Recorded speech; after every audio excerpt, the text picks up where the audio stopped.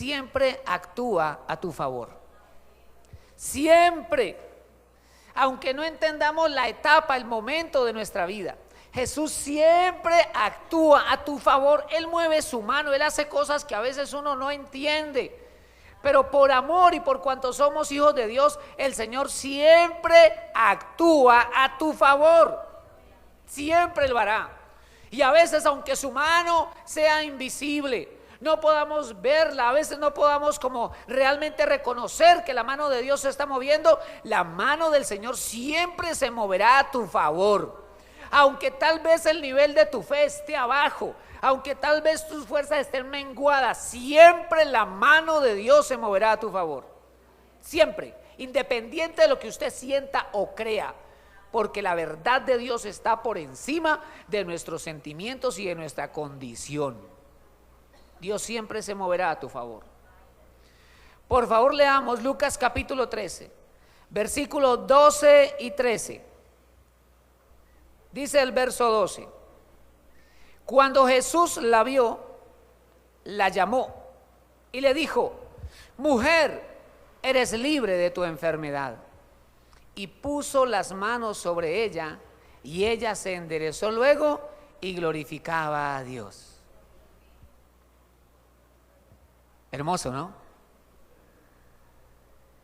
Tenga en cuenta esto como para introducirnos en la historia de la Escritura. Llega el día de reposo, el maestro se pone su manto, porque recuerden que así como el ministerio del profeta se conocía por el atuendo, también el ministerio del maestro.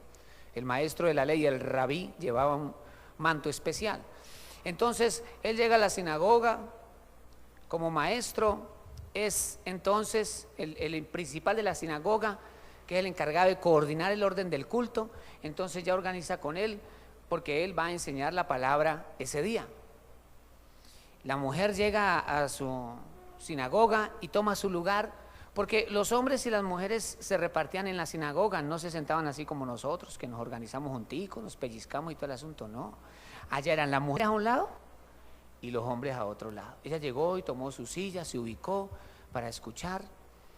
Seguramente cantan los himnos, el principal da la bienvenida. Bueno, hoy nos va a enseñar la palabra el rabino Jesús de Nazaret. Entonces el pasa. El maestro de la palabra pasa. Pero la Biblia nos dice cuando Jesús la vio. O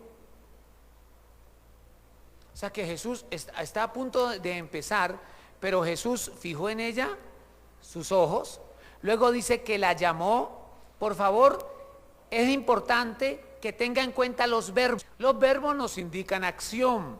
Por lo tanto, esas palabras nos están permitiendo lo que Jesús hizo por ella, porque yo quiero reflexionar en lo que Jesús hace por nosotros. Dice que primero Jesús la vio, ver, primer verbo.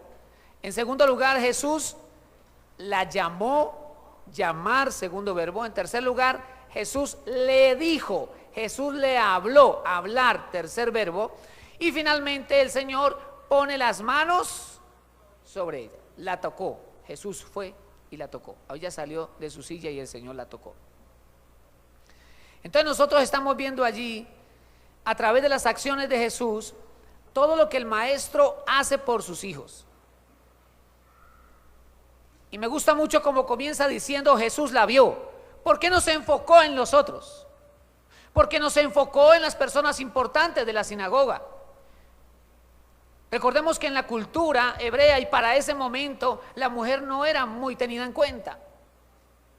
Entonces quizás tal vez por cultura, historia se esperaría que Jesús mirara a un hombre y por qué no de los importantes de la sinagoga.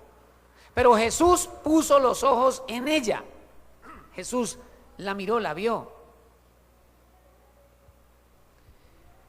Y esa mirada de Jesús vio todo. ¿Sí o no? A Jesús es importante lo que nosotros estamos viviendo. Así para los demás no lo sea. Así lo que yo esté viviendo sea difícil y me avergüence. Así lo que yo esté viviendo ya yo haya perdido toda esperanza de victoria. Pero para Jesús es importante. Y por eso, hermanos, por eso es tan importante que usted con Jesús hable de manera sincera, que usted le abra su corazón, que usted sin vergüenza, le pueda decir al Señor: Jesús, estoy cansado. Jesús, perdí mis fuerzas. O Jesús, no sé qué hacer en este caso. Es más, Señor, ¿sabes? A veces pienso hacer lo malo, pero yo sé que eso no está bien.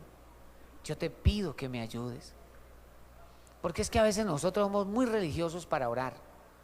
A veces somos muy religiosos, hermanos. Pero Dios aprecia un corazón humilde, sencillo y sincero. Jesús entonces la vio. Y quiero que tengamos en cuenta esas 4 cositas que yo les acabo de citar. La vio, la llamó, le habló y la tocó. En primer lugar, dice que Jesús la vio. Cuando el Señor entró en la sinagoga, fijó sus ojos en esa mujer. Y en el momento en que Jesús la mira, el Espíritu Santo, porque Jesús en el tiempo en que estuvo ejerciendo su ministerio en la tierra no acudió a su condición como Dios, sino que él dependió del poder y los dones del Espíritu Santo. Entonces, cuando Jesús la mira, por los dones del Espíritu Santo, el Señor puede ver que esa mujer tiene una atadura demoníaca que la está atormentando. Los ojos del Señor conocen lo más profundo de nuestro corazón. Y el mayor error, hermanos, es pensar que podemos engañar a Dios. Nosotros podemos engañar a la gente, podemos engañar a las autoridades, pero a Dios nadie lo puede engañar. La Escritura dice: no os confundáis. Dios no puede ser burlado. Dios no puede ser burlado. Él conoce lo profundo. Y cuando el Señor mira a esa mujer, Él puede ver todo. Cuando Él nos mira, hermanos, Él ve todo.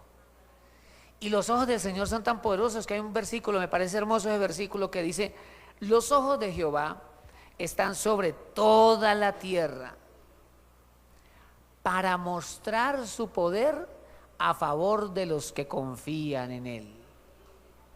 Entonces todos los días los ojos del Señor están buscando esos corazones fieles, esos corazones que creen en Él. Él los está buscando, ¿para qué? Para mostrar su poder a favor de ellos.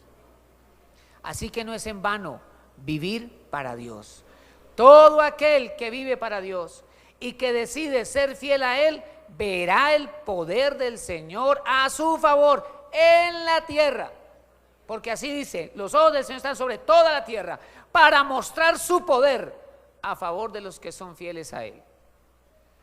El Señor la vio y luego dice que el Señor la llamó. Y me gusta mucho eso, porque cuando el Señor se para enseñar la ley, todos están a la expectativa de lo que el Señor va a enseñar y de lo que el Señor va a hacer. Como ustedes pueden ver, estamos leyendo en Lucas capítulo 13 y ya los milagros vienen ocurriendo hace rato, de manera que era conocido para todos que sobre el ministerio de Jesús estaba el poder del Espíritu Santo, y que cuando ese maestro enseñaba, milagros ocurrían, cosas maravillosas ocurrían. Así que seguramente en la sinagoga todos estaban a la expectativa de lo que él iba a enseñar y hacer allí. Tal vez muchos estaban con su agenda para tomar apuntes, dispuestos. Tal vez alguno tenía el celular ahí para grabar el mensaje. Todos estaban a lo que el Señor iba a decir. Y lo primero que él hace es llamar a esta mujer. Y yo creo, hermanos, que algunos en la sinagoga esperaban ser llamados. O tal vez algunos esperaban ser reconocidos debido a sus buenas y religiosas obras, porque eran bien religiosos. Pero él llamó a la que menos todos esperaban. Yo creo que hasta ni ella esperaba ser llamada. Pero eso es lo que hace nuestro Dios. A veces, hermanos, Dios te bendice y te honra cuando menos tú lo esperas. Cuando tú dices: ¿qué está pasando? Yo recuerdo a una hermana que estábamos aquí haciendo el aseo para un culto. Entonces me dice: ¿y qué, pastor, usted cómo está? Le dije yo: bien. Bien, ¿no? Bien. ¿Y sabes algo? Le dije: yo he visto al Señor como quieto. Y cuando Él está quieto, es porque está preparando una bendición. Entonces yo sé que eso viene. Y yo no sé, pues a las 2 semanas fue el viaje que nos regalaron a Israel. Entonces, cuando usted camina con el Señor, a pesar de las dificultades, persevere, solo persevere y prepare su corazón, porque grandes bendiciones del Señor vienen. Eso está ahí en la Biblia, eso es claro.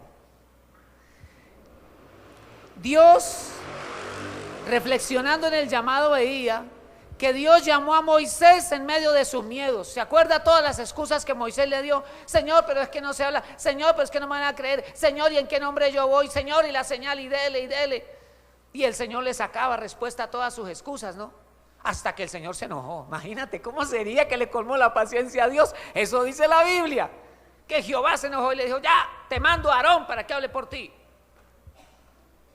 Pero hermoso ver que en medio de sus miedos el Señor llamó a Moisés. También Dios llamó a Gedeón en medio de sus complejos. Gedeón fue el que le dijo al Señor: Señor, pero yo soy el menor de mi casa, de las familias pobres de Manasés. ¿Quién soy yo? Pero el Señor lo llamó a pesar de sus complejos. El Señor llamó al profeta Jeremías a ser un profeta a las naciones, aunque era un niño. ¿Por qué le dice al Señor siendo yo un niño? El Señor llamó a Pablo, aunque era un perseguidor de la iglesia. Y eso mismo es lo que Dios hace con nosotros hoy. Nos llama, no por virtudes o capacidades nuestras, sino por su gracia y por su misericordia. Recuerda, hermano, que cada uno de nosotros fue llamado un día. Cuando Jesucristo llegó a nuestro corazón, Él nos llamó. Y todo eso lo hizo por amor, solo por amor. Pablo dice: mirad entre vosotros mismos, que no hay muchos nobles, ni sabios, ni fuertes, ni entendidos, sino que Dios llamó lo vil y lo menospreciado del mundo para avergonzar a los sabios y a los fuertes, de manera que nadie se pueda jactar en su presencia, sino que toda la gloria es de Jesucristo el Señor. Toda la gloria es de Jesucristo el Señor. Entonces Dios la vio, la llamó, y en tercer lugar nos dice la Escritura que le dijo, le habló. El Señor declaró una palabra sobre la vida de esa mujer. Y eso es muy significativo por las palabras que el Señor le habló. Ustedes ya leyeron conmigo que el Señor le dijo: mujer. ¿Qué más le dijo? Eres libre de tu enfermedad. Entonces, ella escuchó las palabras de Jesús, pero creo que sus oídos habían escuchado muchas palabras. Estamos hablando de 18 años. Muchas palabras de rechazo, burla y juicio. Hay personas que durante años han recibido palabras de rechazo. Quizás su dificultad es tan evidente que otros se apoyan en esa debilidad para atormentarles, para molestarles, para apocarlas. Porque hay personas que viven apocadas a causa de una situación, de una crisis, como le sucedía a esta mujer. Y creo que ella solamente escuchó palabras de rechazo, de burla, de juicio. Recordemos que en la mentalidad judía una condición de esa se debía a una maldición o un castigo de Dios. Así que imagínate todo lo que decían. Y lo más probable es que ella también se sentía muy mal, impotente, ella se sentía insegura, ella evitaba la vida social. Y en medio de todo eso, vemos a esa mujer buscando a Dios. Y vemos a Dios respondiéndole con un poderoso milagro.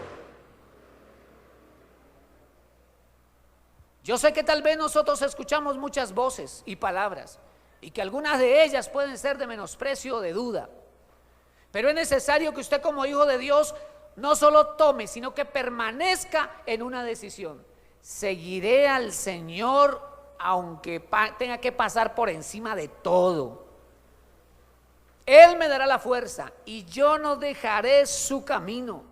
Y aunque lo que esté viviendo yo no tenga una respuesta clara para eso, lo seguiré. Y Dios premia esa actitud. Y tal vez en el proceso de seguirlo algunos te juzguen. Ay, mire cómo está, y eso que es cristiano. Ay, mire lo que le pasa, y eso que vas a iglesia. Pero mire cómo está, y lleva mal varios añitos, ¿no? Y uno se siente a veces impotente. Y yo creo que la mujer tuvo que superar muchas de esas cosas. Pero el Señor hace las cosas bien a su tiempo. Porque podemos decir nosotros, pastor, ¿y por qué no esperó un añito? ¿Por qué no tenía que pasar nomás 2 años, pastor? Es que 18, pastor. Eso es mucho tiempo. ¿Por qué no acortaron eso a 18 meses? ¿Y saben por qué, hermanos? Porque la condición de esa mujer, Dios la permitió para la gloria del Mesías. Ajá. Era ese día y ese era el momento y ese era el maestro que iba a hacer el milagro. No era otro, ni ningún profeta. Era un milagro preparado por el Padre para el Hijo Jesucristo. Y ahora entonces, después de que esa mujer por años ha escuchado palabras de menosprecio, ahora escucha las palabras del Señor y el Señor le habla y dice: mujer, eres libre de tu enfermedad. Y aquellas palabras no solo trajeron libertad a su vida, sino la liberación de su aflicción por años y por todo lo que en su corazón esa condición había generado. Hay situaciones que generan, que lastiman el corazón. Hay personas casadas que su pareja no ha sido realmente como la ayuda idónea, sea el varón o la mujer. Y durante años les ha causado aflicción. Se ha convivido, pero ha causado aflicción y dolor, y el corazón entonces vive como apocado. Tal vez en la calle sonríe, en la iglesia se goza, pero cuando llega a la casa, entonces viene la atmósfera del ambiente maluco, de la tristeza, y vuelve como a recordarse. A veces cuando tenemos los retiros, por la tarde dicen: ay, yo no quiero volver a la casa, tan rico acá, yo quiero seguir aquí. Porque como que llegamos a la casa y está esa situación allí. Pero el Señor va a transformar esa situación como transformó la vida de esa mujer. Porque Dios es justo. Dios es justo. Y no en vano se busca a Dios. Me pareció muy interesante, hermanos, que al investigar, dado que la palabra del Señor genera vida, libertad, restauración, porque es el poder de la palabra, yo dije, bueno, el Señor le habló a ella y le dijo: mujer, eres libre de tu enfermedad. Yo dije, ¿qué palabra utiliza Jesús para decirle mujer? Porque en el idioma hebreo puede haber varias palabras. Así que fui a mirar, en el idioma griego, fui a mirar, y la palabra mujer que Jesús utiliza es una palabra que desde el griego bíblico traduce esposa, mujer casada. Y eso nos anexa algo adicional, porque no era una mujer soltera ni viuda. Y yo digo, Dios mío, ¿cómo era ese matrimonio? ¿Cómo se comportaba su varón? Seguramente las cosas en su matrimonio y en su casa no eran fáciles por su condición. A veces luchamos con situaciones en casa que son instrumento de burla para otros, conocidos y desconocidos. Yo me imagino que si habían hijos no se sentían cómodos cuando escuchaban decir: vea, llévele el ovejo ahí a la señora encorvada. Ah, sí, ya todo el mundo sabía. Ah, sí, claro. Tal vez hasta pocos sabían su nombre. De hecho, la Biblia no lo dice. Y solo utilizaban su dificultad como punto de referencia. Sus talentos, sus virtudes, su emprendimiento estaba opacado por una dificultad. Y así vivía ella. Pero el Señor Jesús le habla y utiliza unas palabras, porque todos sabemos aquí que las palabras de Jesucristo el Señor son vida. Las palabras de Jesús liberan, las palabras de Jesús restauran, transforman. Así que si ella había escuchado palabras de rechazo, de dolor, de tristeza, ahora escucha las palabras de Jesús. Palabras que vienen llenas de poder, llenas de amor, de valoración, de cariño. Jesús la está haciendo consciente de cuán importante es para Dios. Escúcheme esto.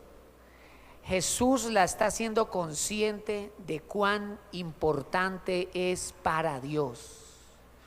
Usted no sabe cuánto el diablo ataca eso en los hijos de Dios. Es una cosa terrible. Continuamente el diablo está atacando la autoestima del hijo de Dios. Es tan tremendo eso que el Señor Jesús, después de tener su experiencia con el Padre Celestial, de haber escuchado la voz del Padre decir: este es mi Hijo amado en el cual mi alma tiene complacencia, versículos después viene el tentador a decirle: si eres hijo de Dios, di que estas piedras se conviertan en pan. Tú puedes levantarte una mañana, abrir la Biblia, escuchar una promesa, una palabra de Dios, y el Señor te habla de que te va a bendecir, te va a prosperar, y no falta el instrumento del enemigo que al ratico viene y le dice: no, pero usted si no levanta cabeza, ¿no? Ese karma suyo sí es muy duro. ¿Qué habrá sido usted en la vida anterior? Y habiendo escuchado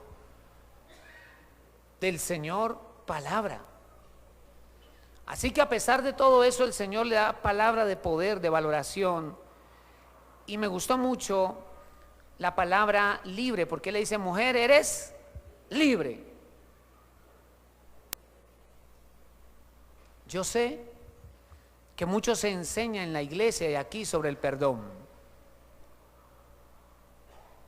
Pareciera que el perdón no es difícil cuando la ofensa no es difícil. Cuando te ofende un desconocido: sí, yo le perdono, le bendigo en el nombre del Señor. Cuando alguien viene y te dice: ay, ¿cómo te parece que yo estoy hablando mal de ti? No hay problema, yo ni me había enterado. No, Dios te bendiga, te perdono, no hay problema. Pero cuando el que ofende es la pareja, cuando el que ofende o el que hiere es un hijo, son las personas íntimas, parece que la cosa se vuelve más complicada. Y lo digo porque podemos ser cristianos y llevar 18 años con una atadura por causa de la falta de perdón. Y lo digo porque cuando yo fui a mirar, cuando Jesús le dice mujer, acuérdense que le dijo esposa, eres libre de tu enfermedad. La palabra libre allí se traduce de un término griego que es apolúo, apolúo. Y resulta que esa palabra, además de liberar, significa perdonar. Entonces eso nos abre allí algunas incógnitas. ¿Será que aquella mujer estaba en esa condición por una falta de perdón? O tal vez esa mujer cargaba sobre sus hombros por una autoculpa: es que yo soy muy mala, es que yo soy así por los errores que cometí, es que a mí no me va bien en la vida por esto y por aquello. Tal vez su aflicción era personal, ella no se había perdonado. Y el Señor ministra esa área. Su corazón fue liberado de su culpa, de su juicio, su autoestima fue restaurada. Porque las palabras de Jesús sanan, liberan, restauran, transforman la vida del ser humano. Pero hay algo maravilloso que Jesús hace. Y es que Jesús hace, todos en la sinagoga están mirando lo que el maestro está haciendo. Y el Señor la llama, ella sale, imagínate, sale. Y Jesús le dice: mujer, eres libre de tu enfermedad. Pero el Señor no se quedó solo con la palabra, sino que se fue y le puso las manos sobre su espalda. En el momento en que el Señor hace contacto con su espalda, el poder de Dios cayó sobre esa mujer. La atadura que la había afligido por 18 años cae. Y esa mujer, dice la Escritura, se enderezó y glorificaba a Dios. ¿Por qué Jesús no puso sus manos en la cabeza? ¿Por qué no hizo imposición de manos en su frente? ¿Por qué no le cogió las manos y se las sacudió y le dijo: en el nombre de Jesús?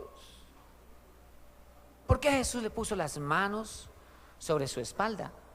Pues porque ahí era donde estaba el núcleo de su enfermedad, la fuente de su aflicción. Entonces Dios convirtió ese dolor en una fuente de bendición para los demás. Porque ahora todos en el barrio hablaban: ay, mira, ya no tiene esa curvatura. Mira, ya no es la mujer encorvada, ahora es la mujer derecha. Ay, yo hasta ni le veía bien la cara, mire, ahora sí. Y entonces ella empezó a desarrollar las labores que antes no podía hacer y las hacía con gozo, con alegría. Estaba estrenando columna vertebral, estaba feliz. Entonces el Señor puso su mano en la fuente de su dolor.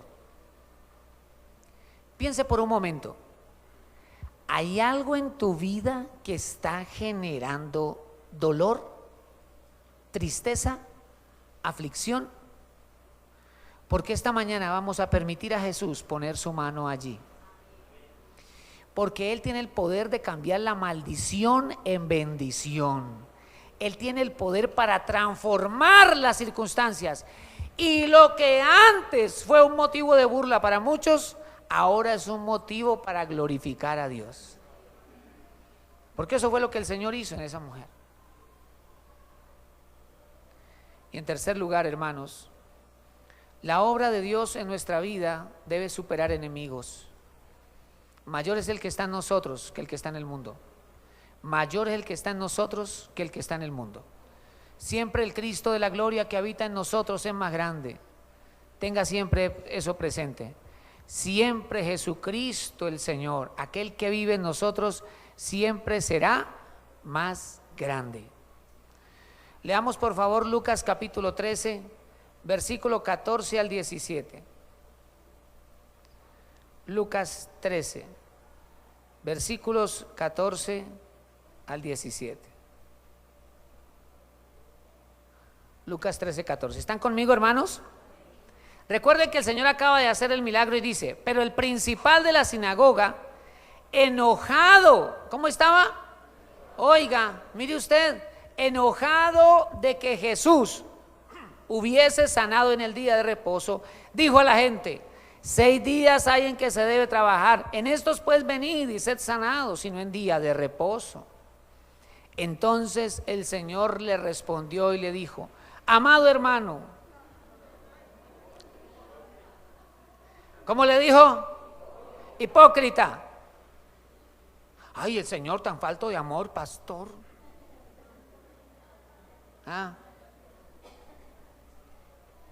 Verso 15. Entonces el Señor le respondió y le dijo: hipócrita, cada uno de vosotros no desata en el día de reposo su buey o su asno del pesebre y lo lleva a beber.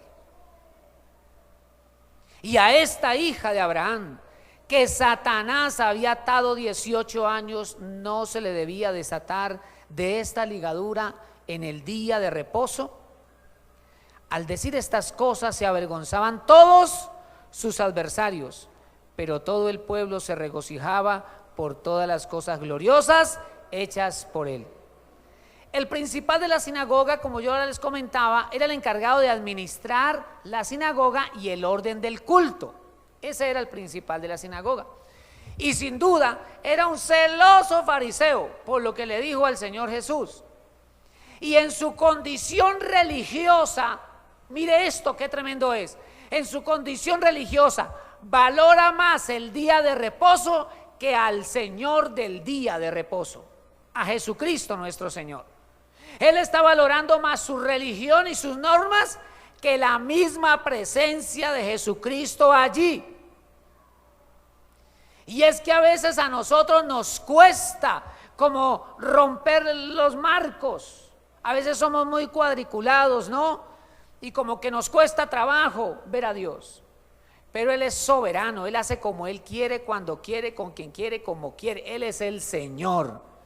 Y creo, hermanos, que nosotros debemos decirle eso a Dios: Señor, haz en mí como tú quieras. Y sin miedo, porque Él siempre hará lo mejor. Y vemos entonces que aquel milagro que el Señor ha hecho está enfrentando su primer enemigo. Dios acaba de hacer un milagro, ya está enfrentando a un enemigo. Hermanos, eso nos recuerda que a veces lo que Dios está haciendo en nosotros va a enfrentar enemigos. A veces lo que nosotros estemos haciendo para Dios va a enfrentar enemigos y oposición. Van a venir dardos de duda, dardos de incredulidad, de desánimo, e incluso el enemigo va a tratar de poner esos deseos de renunciar a la obra de Dios. Pero cuando el enemigo se levanta, también se levanta a nuestro favor Jesucristo el Señor. Porque yo no sé cuántas personas habían en la sinagoga. Hablemos de unas 50 personas en total. El maestro está enseñando, ministra a esa mujer liberación, esa mujer se endereza y todo el mundo gloria a Dios. Cuando se levanta la voz de aquel religioso fariseo celoso y dice, por favor, ¿por qué vienen a ser sanados en el día de reposo? Hay 6 días en la semana, ¿por qué no vienen lunes, martes, miércoles, jueves o domingo? ¿Por qué tienen que venir el día de reposo? ¿Qué es este desorden? Ay, maravilloso Jesús, hipócrita le dice. Cuando tú el día de reposo desatas tu mula y la llevas a beber, le das a eso más importancia que desatar a esta hija de Abraham que llevaba 18 años atada. Y claro, ese hombre se quedó. Porque cuando el Señor Jesucristo se levanta a nuestro favor para defendernos, todo adversario tiene que cerrar la boca. Cuando Dios bendice, bendice, y no hay espíritu inmundo que pueda detener la bendición y la honra que viene de Dios. Nada puede detenerlo, ni siquiera nosotros mismos. Y llega el momento cuando Dios honra y bendice, llega el momento que por donde usted meta la cabeza le va bien, porque el favor y la gracia de Dios van con usted. Las tinieblas van a querer estorbar el propósito del Señor, pero Dios se levantará. Y la Biblia dice ahí, acabamos de leer, que todos sus adversarios se avergonzaban, todos sus adversarios se avergonzaban. Y me acordé de la palabra adversario, que la Biblia dice, cuando está hablando de la batalla espiritual, de la confrontación que nosotros tenemos, dice, sed sobrios y velad, porque vuestro adversario el diablo anda como león rugiente buscando a quien devorar. Pero lo que yo estoy viendo en esa sinagoga es que habían allí unos adversarios, habían allí unos que se oponían, unos leones rugientes, porque esa actitud que tenían en esa sinagoga era demoníaca, y aunque eran los que estaban dirigiendo. Por eso, hermanos, la falta de discernimiento espiritual, la falta de humildad de corazón, de sencillez de corazón, termina haciendo que un conocedor de la ley sea enemigo y adversario de Dios. Y perdóneme, pero a veces nosotros somos buenos en eso. A veces nosotros cogemos a alguien y lo volvemos ropa de trabajo. Ay, si sabe lo que le pasó a fulano. Usted no sabe. Y al otro perencejo, ¿cómo le parece que está pasando por esto y por esto? Vaya uno a saber en qué anda. Cuando la Biblia dice que más bien nosotros no somos jueces, nosotros tenemos que alentarnos los unos a los otros. Porque perdóneme, pero a veces cuando nosotros hablamos mal de otro, el objetivo del corazón no es sino mostrar cuán puros santos somos nosotros. Pero aquí no pasa para la gloria del Señor, hermanos.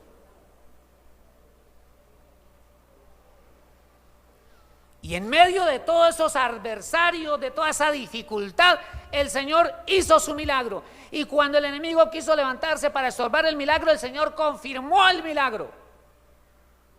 Conclusión: poderoso es Dios para bendecirnos aunque al lado tengamos a muchos adversarios, y en medio del enemigo el Señor nos va a bendecir y nos va a honrar, y ellos tendrán que cerrar la boca y ver la gloria y el favor de Dios con nosotros. Por eso persevera, no importa la dificultad, persevera. Cuando estés cansado, en dificultad, en prueba, en tentación, a punto de caer, dobla tus rodillas, clama a Jesucristo el Señor. Él te va a entender porque también vivió aquí en la tierra y te va a ayudar, te va a sostener, y tú vas a perseverar, y solo será cuestión de tiempo, porque en el tiempo del Señor, en el tiempo perfecto, Dios te va a levantar, te va a bendecir aún delante de tus enemigos.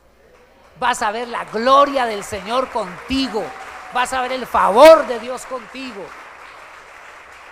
porque Dios es fiel. Y gloria a Dios por esa obra que el Señor hizo. La vio, la llamó, la bendijo, le habló, la ministró. Pero hermanos, las acciones más grandes del Señor Jesús no están allí. Porque lo más grande que Jesús hizo fue dar su vida por ti. El Señor recibió el juicio de nuestros pecados. Él llevó sobre sí todo el castigo y toda la maldición. El Señor sufrió el castigo de nuestra rebelión y derramó su sangre, preciosa y única sangre, la derramó toda en la cruz. Yo me pregunto, hermanos, si es duro morir ahogados, si es duro morir quemados, ¿qué se sentirá morir cuando la sangre sale gota a gota? Perdóneme, pero una cosa es un disparo, una cosa es una explosión, pero otra cosa es estar colgado de un madero y poco a poco morir y sentir que la vida se te está yendo gota a gota. Y lo hizo por amor a ti, por amor a ti. Por eso la Biblia dice, el cual por el gozo puesto delante de él, ¿sabe cuál fue ese gozo? Poderte ver salvo. Y todo lo hizo por amor. Y finalmente Jesús murió, pero al tercer día el Padre lo levantó de los muertos. El Señor Jesús dio instrucciones a sus apóstoles y ascendió y envió su Espíritu Santo, y su Espíritu Santo sigue haciendo su obra hoy en la tierra, porque Jesucristo el Señor vuelve, levantará su iglesia y estaremos para siempre con el Señor, viviremos y reinaremos con Él.